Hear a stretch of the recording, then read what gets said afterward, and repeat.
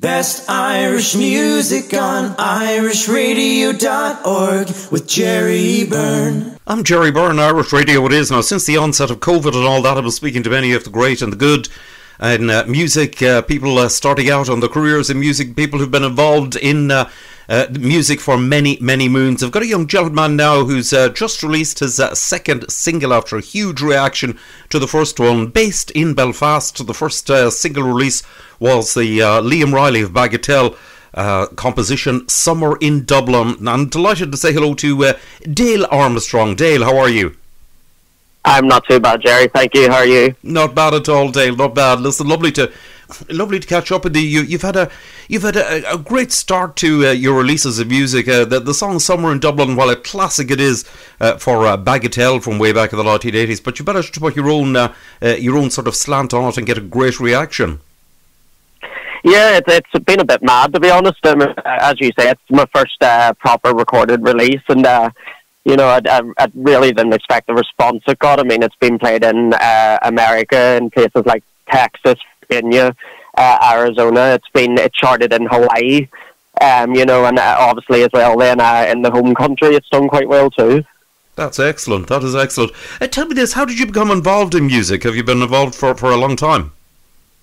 I've been on the sort of the pub and club scene for about 5 years now, but I actually started off in a Dolly Parton tribute band, believe it or not. I was a backing singer for a Dolly Parton tribute band, and then I kind of transitioned into the pub and club scene around Belfast, which I'm still in currently. Obviously not at the minute with COVID, but I do still perform locally. But I kind of became involved in the country music scene about 3 years ago.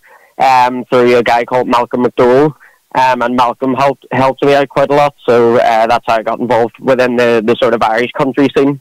Well, yes, indeed, I know Malcolm well for many, many years involved in music, but you were making good inroads, like doing the sort of the pub and the club scene in Belfast up until it all came to a crushing end last March. That's right, yeah. So I've been on the pub and club scene. I was out maybe 3 or 4 times a week, and I had also done quite a lot of festivals too, quite big festivals up here in Northern Ireland. I'd done Sunflower Fest and Dalriada Fest, but as you say, just as things were kind of really taking off, COVID hit then. Indeed so. It's hit. Yes, indeed, it's hit so many people. It's hard to believe that it's actually worldwide, and that it involves everybody in the performing arts. It doesn't matter whether it's a large concert act playing to 50,000 people, or somebody playing in a pub or a club or something like that. It's the same for theatres. It's the same for every single live performance.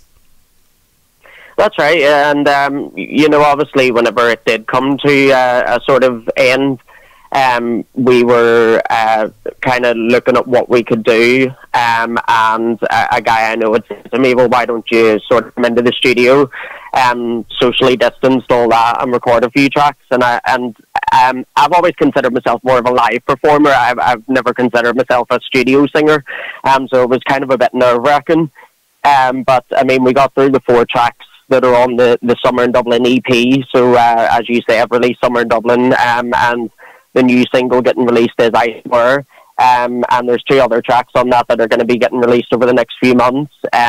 But yeah, it was a bit nerve-wracking going in and recording, but I'm very proud of what we've done with it. Well done. You recorded it in Dublin. Now the song I Swear is the John Michael Montgomery classic. It is, yeah, and a lot of people don't actually know that. I think there was a boy band version of it in the 90s that people would know more, but a lot of people are quite shocked that it's originally a country song. That's right. Indeed, it was a boy band hit from the 90s, and yes, indeed, the strange thing is that it is actually, it was originally a country song. Yeah, it is, and it's a beautiful country song too.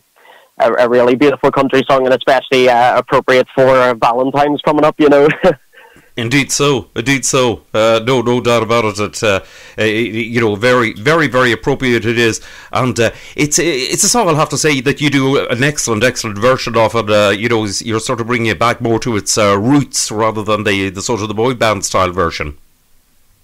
Yeah, so whenever we were recording it on the rest of the EP, I'm in a two-piece group as well. So the girl I sing with, Chloe Neal, she done the backing vocals on the rest of the tracks, and we also done a duet. But when we came to record this, we had originally planned to put backing vocals on it, and then whenever I'd recorded my vocal, myself and Ryan McNichol, who produced it, we listened to it, and we kind of like the vulnerability and the rawness of it with just my vocal, because it is a very vulnerable song. So we decided to just keep it my raw vocal. Nothing, there's nothing fancy on it. There's no doubled up vocals or anything. It's just one take, my vocal. Well done, well done. Must say, sounded good. Very, very interesting. Very interesting version, I have to say, of it. So listen, if anybody would like to find out more about you, where can they catch up with you? So you can find me on all the social medias. You can find me at Dale Armstrong Music on Facebook. You can find me on Instagram, Dale Armstrong Music. You can find me on Twitter, and you can find me on www.dalearmstrongmusic.com, where you can actually purchase CDs of the EP, or you can purchase a digital download, and I'm on all the streaming platforms too. Great stuff. Dale, listeners, what lovely to chat to you. I wish you all the success in the world, and listen, fingers crossed, when it's safe to do so, you'll be back in action and I could catch you on stage someplace along the way. Thanks a million for joining me. Thank you very much for having me on.